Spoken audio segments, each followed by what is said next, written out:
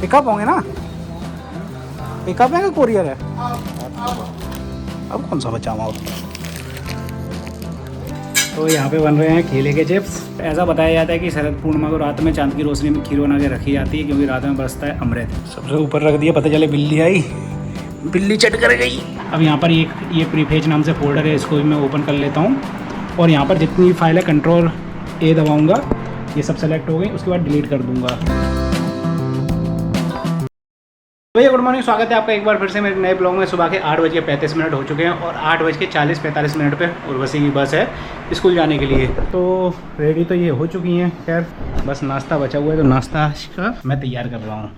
नाश्ते में बन रहे हैं सैंडविच, मतलब ये ब्रेड मैंने सेक लिए हैं, अभी 3 ही सभी और सेक दूँगा, निकली रखी हैं। ये उबले हुए आलू थे, उसमें मैंने मिर्च मसाला वगैरह मिला लिया है। यहाँ पर टमाटर भी कुछ काट लिए हैं ताकि थोड़ा टेस्ट बढ़ जाए।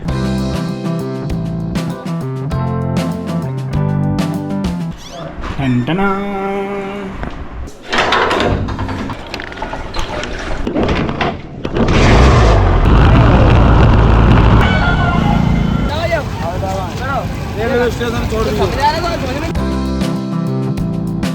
भैया अभी मैं आ गया हूँ जियो मार्ट पे। एक अंजीर का पैकेट लेना था यहाँ से 100 के लिए, उसको सर्दी जुकाम है तो इसके देने के लिए।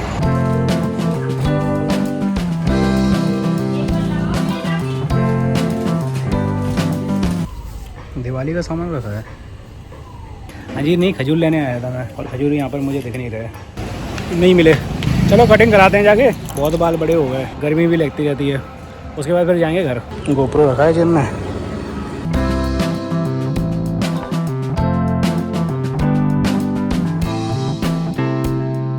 तो दोस्तों कटिंग जैसी कि आपको नज़र आ रहा है तो मैं करवा चुका हूँ। बस सेविंग मतलब जो दाढ़ी है उसको ट्रिम करना और रह गया, तो मैं सोच रहा था वो यहीं पे कर लूँगा। क्या है, कहीं आना जाना होता है तो वहाँ पर ट्रिम करवा लेता हूँ, वो थोड़ी ज़्यादा सेट अच्छी सी हो जाती है। लेकिन अभी मुझे कहीं आना जाना तो है नहीं है, तो मैं सोच रहा हूँ यहीं पे घर पे ट्रिमर अपने पास है फिलिप्स का, उसी से कर लेंगे ट्रिम। और हाँ, इस बार बाल मैंने थोड़े ज़्यादा छोटे करवा लिए, क्या जल्दी बढ़ जाते थे, 1-1.5 महीना पता नहीं चलता था कभी बढ़ जाए, फिर कटवाओ जाके। मैंने सोचा छोटे करवाओ, वो ज़्यादा सही है। और हाँ, आने के बाद मैंने सैंडविच भी अपने लिए तैयार कर लिया है। ये 2 सैंडविच हैं, ऊपर रखे हुए हैं, अलग अलग करके खाऊंगा, इतना बड़ा नहीं खा लूँगा मैं। इसमें मैंने अपने लिए प्याज भी लगा लिया है। वैसे उर्वशी प्याज खाती नहीं है ना, आपको पता है, तो उनके लिए काटा नहीं था, मैं उनके में लगाया था। मैंने अपने में प्याज एक्स्ट्रा कर लिया है, बस टमाटर और आलू तो वही हैं। नाश्ता करते हैं, उसके बाद लग जाते हैं अपने एडिटिंग के काम पे। हाँ, नहाना भी है, नाश्ता करने के बाद नहाते हैं, पूजा करते हैं, उसके बाद फिर करते हैं एडिटिंग। शोर अभी भारी सो रहा है, आज पता नहीं रात में ही जग गया था, 3-4 बजे, कितने बजे जगह, यही जगती रही थी, मैं तो सोता रहा था। सुबह पे 5:30-6 बजे मेरी आँख खुली, अब देखो वो जग ही रहा था। रात में 3 बजे के आसपास ऐसे दूध पीने के लिए जगता है, अगर टाइम पे दूध मिल जाता है, इसे कुरमनाए तभी दूध मिल जाए तो सोता रहता है। और एक बार इसकी आँख खुल गई फिर नहीं सोता, ये फिर सुबह ही सोएगा सीधा। दोस्तों 11 बज रहे हैं और एक ब्लॉग की और एडिटिंग हो गई। अब कल का ब्लॉग बचा हुआ है तो मैं सोच रहा हूँ उसको भी एडिट कर लेता हूँ, उसके बाद फिर इटावा वाली वीडियो पे काम करना शुरू करता हूँ। अभी तक मैंने चेक नहीं करी फुटेज, कल वाले ब्लॉग में मैंने आपको बताया था ना कि इसकी जो स्क्रीन गार्ड लगा हुआ है लेंस पे, वो उसमें क्रैक आ गए हैं। तो अभी मैं जब इसकी मतलब कल वाली फुटेज एडिट करूँगा तभी समझ में आ पाएगा कि कैसा क्या क्रैक आया है। और शायद मैंने कब देखा तो मुझे याद भी नहीं है। डाटा कॉपी करता हूँ पहले तो। और अभी मैंने उर्वशी को भी कॉल कर लिया था, पूछ लिया था टाइम पे पहुँच गई कि नहीं पहुँच गई, क्योंकि उधर से कॉल आ नहीं सकता। मैंने कल वाले ब्लॉग में आपको बताया था क्या, उर्वशी की सिम मैंने पोर्ट करवा दी थी शायद 2-3 दिन पहले। तो इनकी क्या है, जियो की सिम में इनकमिंग फैसिलिटी चालू है, आउटगोइंग फैसिलिटी बंद हो गई है, रिचार्ज खत्म हो गया है और आज शाम को वो पोर्ट हो जाएगी। मैं रिचार्ज करना नहीं चाहता था फालतू में, तो कॉलिंग यहाँ से ही हो रही है बस, वहाँ से वो कहीं नहीं कर पा रही, ना उसमें नेट चल रहा है।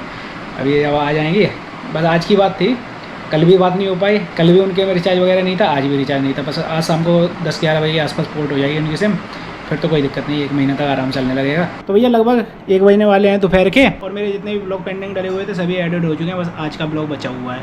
लेकिन एडिटिंग करने के बाद मुझे एक चीज़ खास याद आई, मैंने सोचा इस ब्लॉग में आपको बता देता हूँ। वैसे भी और कुछ आज है नहीं दिखाने के लिए, क्योंकि आज मैं कहीं बाहर तो जाने नहीं वाला हूँ, ना ही कोई काम है, तो अगर होगा तो वो मैं दिखा दूंगा। एक खासी ये है, अगर आप लोग एडिटिंग करते हैं, आपके पास CPU वगैरह है, तो उसमें सबसे ज़्यादा लोगों को प्रॉब्लम आती है कि उनका C ड्राइव फुल हो जाता है।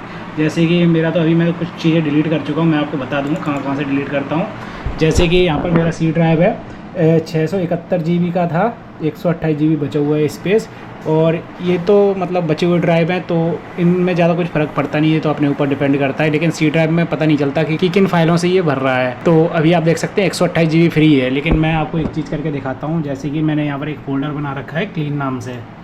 इसमें मैं पहले ये वाला फ़ोल्डर तो डिलीट कर चुका हूँ मैं, मतलब इसमें जितनी फ़ाइल थी सेलेक्ट ऑल किया कंट्रोल ए से और डिलीट कर दिया। इसके बाद मैंने यहाँ पर भी जितनी फ़ाइल थी इनको भी कंट्रोल ए से सेलेक्ट करके डिलीट कर दिया। अब यहाँ पर ये प्रीफेज नाम से फ़ोल्डर है, इसको भी मैं ओपन कर लेता हूँ।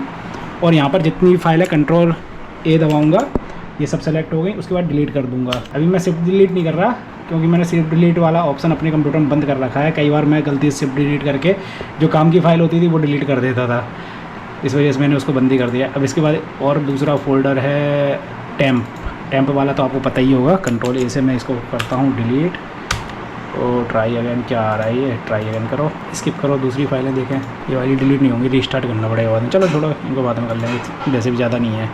आखिरी वाला फ़ोल्डर और बचा एक, कंट्रोल ए डिलीट। अब सब फाइलें मैंने यहाँ से तो डिलीट कर दी सब फोल्डरों से।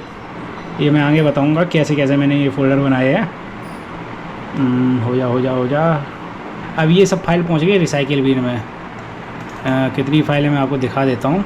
16,541 फाइल हो गई इसमें रिसाइकिल बिन में। अब इसको क्लीन कर देते हैं, एम्प्टी रिसाइकिल बिन। ये हो रही हैं सभी फाइलें क्लीन। यहाँ पर अभी 20 GB लिख कर आ रहा था, 20 GB डाटा, ये फालतू का था, टेम्प्रेरी। जैसे अगर आप प्रीमियर प्रो वगैरह चलाते हैं, कोई भी फ़ोटोशॉप वगैरह चलाते हैं, तो ये क्या करता है, आपकी फ़ाइलें, जैसे आपने कोई वीडियो एडिट कर ली तो उसकी टेम्प्रेरी बेस पे फाइलें तैयार करके अंदर सी ड्राइव में सेव करता रहता है।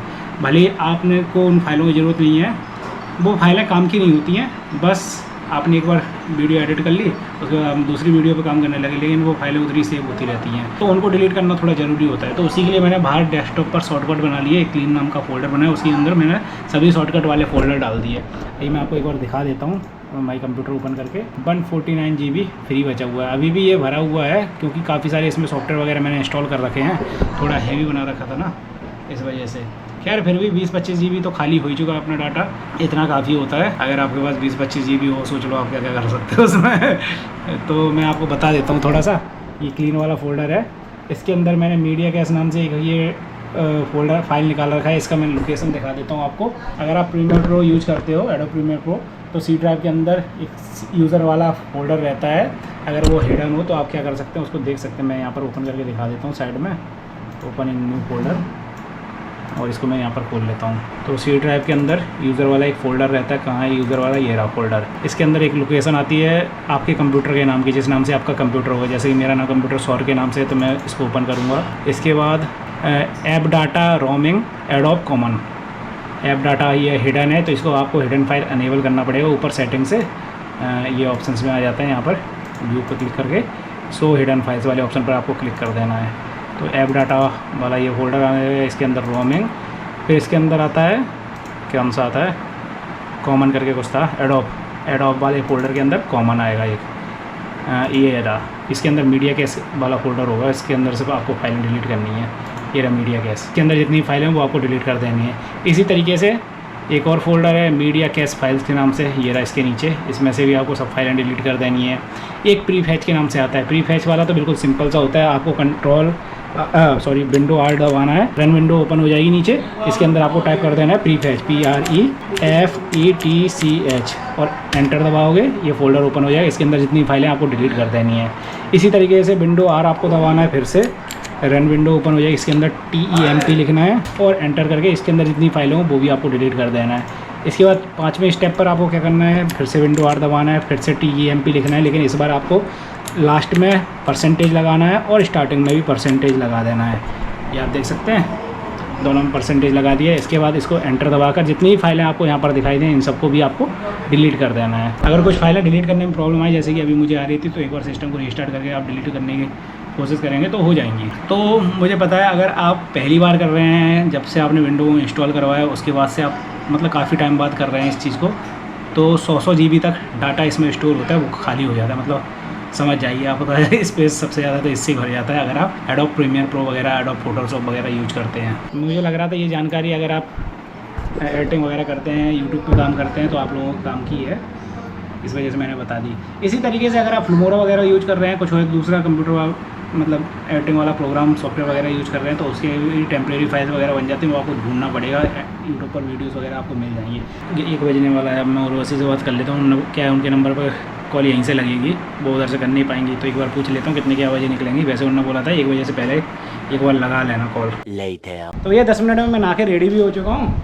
अभी 1:15 हो रहे हैं। भाई मैंने वो रिसीव कॉल लगाया था, तब मैंने आपको बताया था, जैसे मैंने आपको लास्ट वाले ब्लॉग में बताया था, 2 पार्सल में प्रॉब्लम थी, 2 मतलब सूटों में प्रॉब्लम थी जो उर्वशी ने मंगाए थे। जानकारी के लिए आप लास्ट वाला ब्लॉग देख सकते हैं। तो उनको रिटर्न की रिक्वेस्ट डाल दी थी। तो जब मैं नहा के आया था तो उसका कॉल आ रहा था मेरे मोबाइल पे।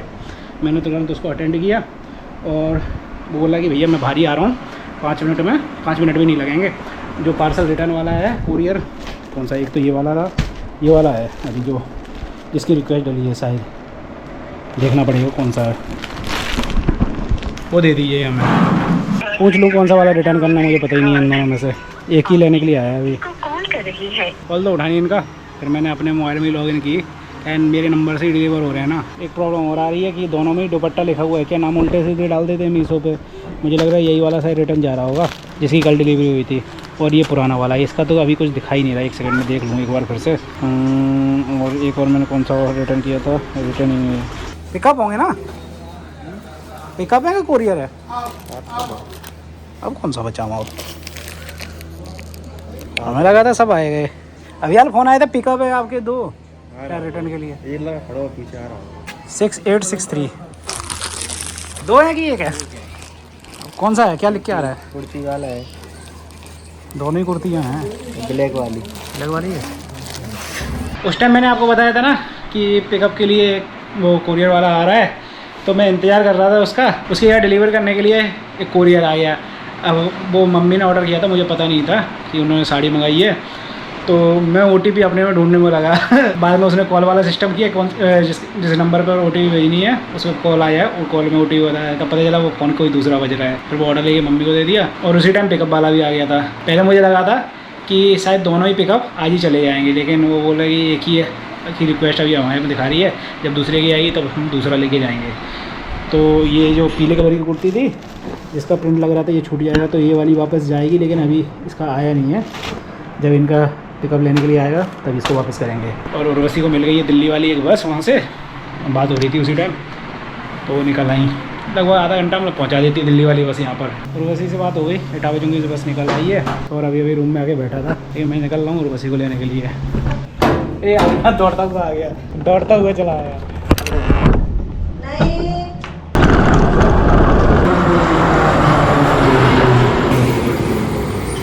मुझे ये आगे निकल गई।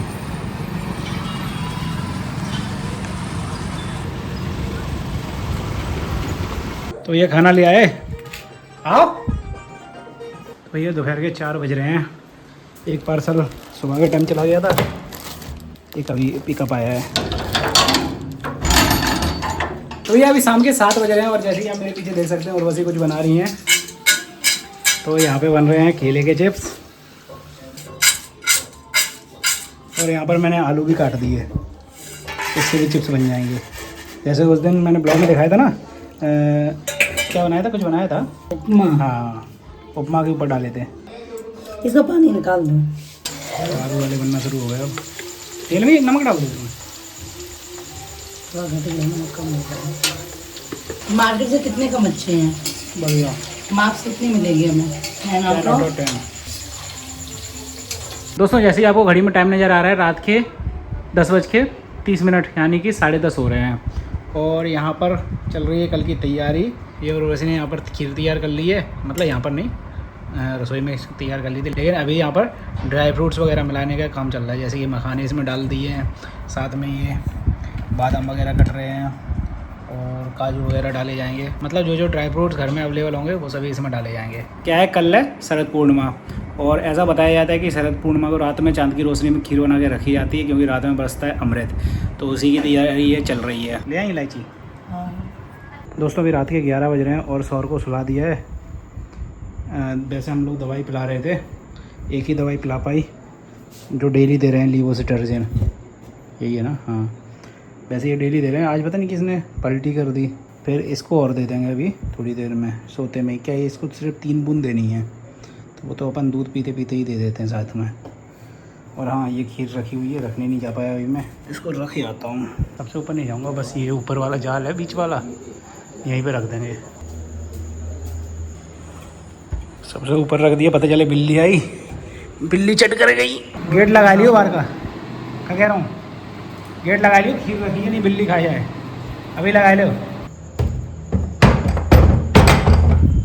डाल दी ड्रॉप दोनों में, इसकी क्या नाक बंद हो जाती है, तो ये है नोजल ड्रॉप, यही डाल देते हैं ताकि नाक बंद ना हो, मुंह से सांस लेने लगता है ये। तो भैया अब मैं इस वाले ब्लॉग को कर रहा हूँ यहीं पे ख़त्म। अगर आपको पसंद आया तो लाइक, चैनल पर पहली बार तो सब्सक्राइब। फिर मिलेंगे दोस्तों आपसे कल वाले ब्लॉग में, तब तक के लिए बाय बाय।